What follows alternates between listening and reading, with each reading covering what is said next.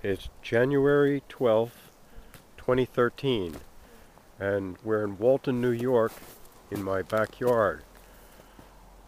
As you can see, this is my Polaris tractor, and this has absolutely nothing to do with what I want to talk about.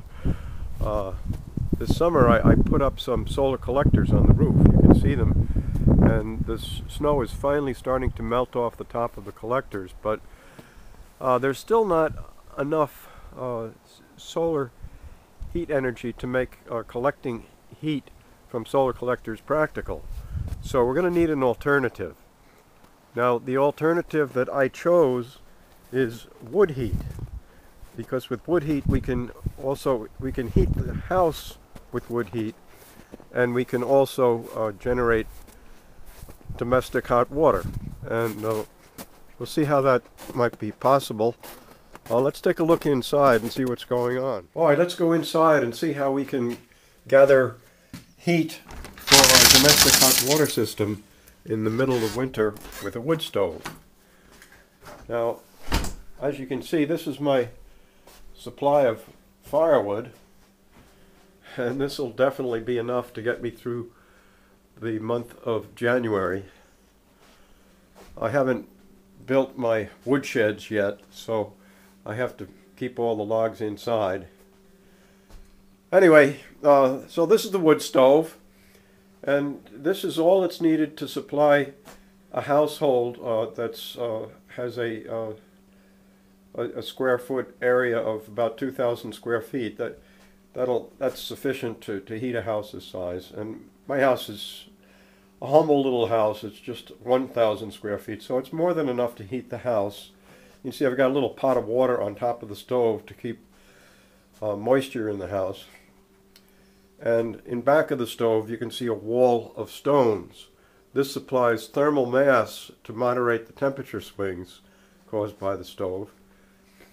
And something that you can't see are copper pipes embedded on the side of the chimney and plastered with stones.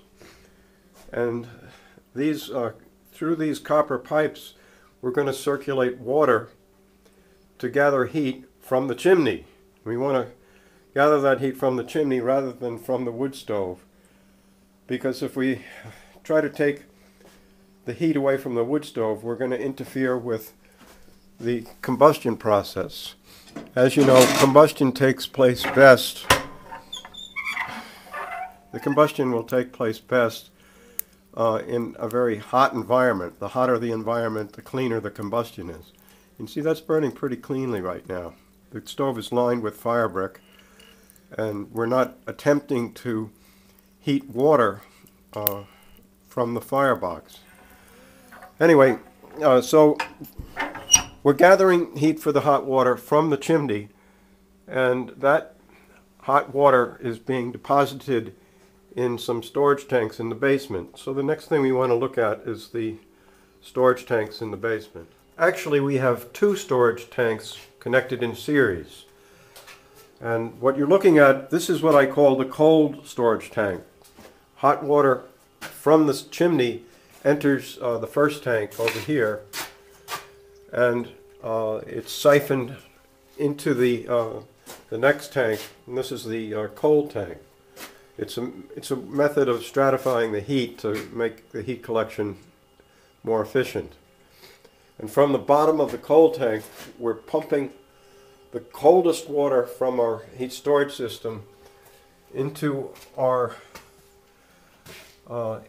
heat extraction pipes that are plastered to the chimney. And here's where the cold water from the cold tank enters, right in this junction.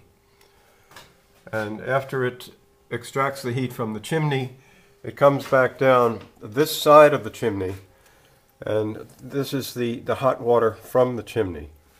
Okay, and that hot water goes back here and into the storage tank. So this is basically where the heat is being stored from the wood stove, and we're using this differential controller to regulate the time that the pump comes on. Now, depending on how much heat we want to gather, we can adjust this differential thermostat. Right now, the differential is set pretty high, so the pump only comes on when there's a pretty big difference in the temperature between the tank and the chimney.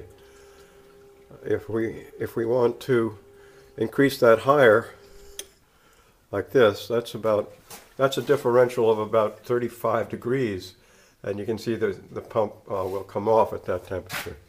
So we don't want the pump going on all the time. We don't want to burn out our pump, but somewhere around here,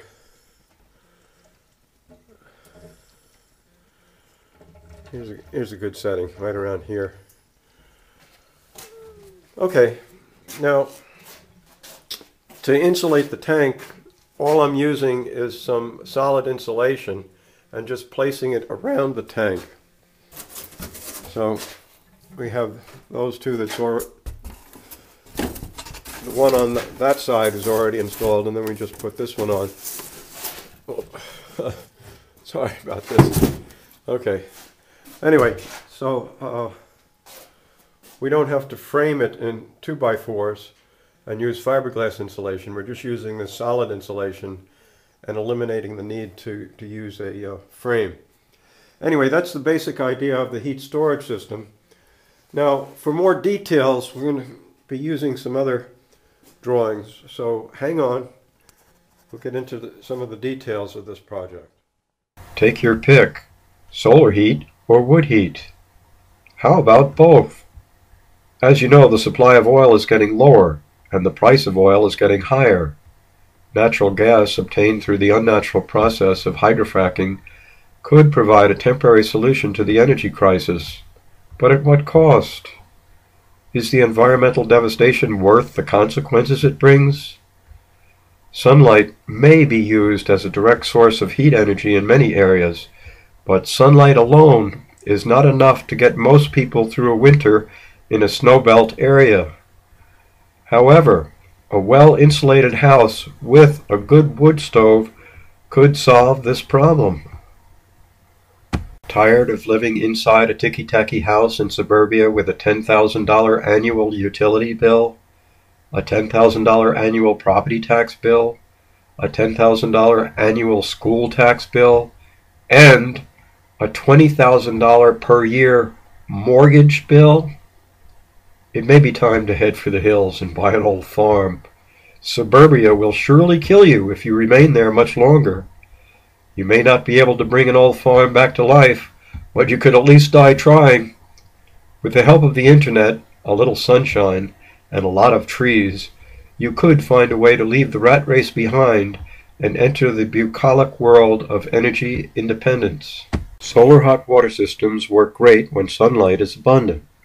However, as days grow shorter and clouds move in, the need for an alternative source of heat becomes necessary. Solar hot water systems work great in the summer, but not every cold climate location supplies enough light to make a solar domestic hot water system practical.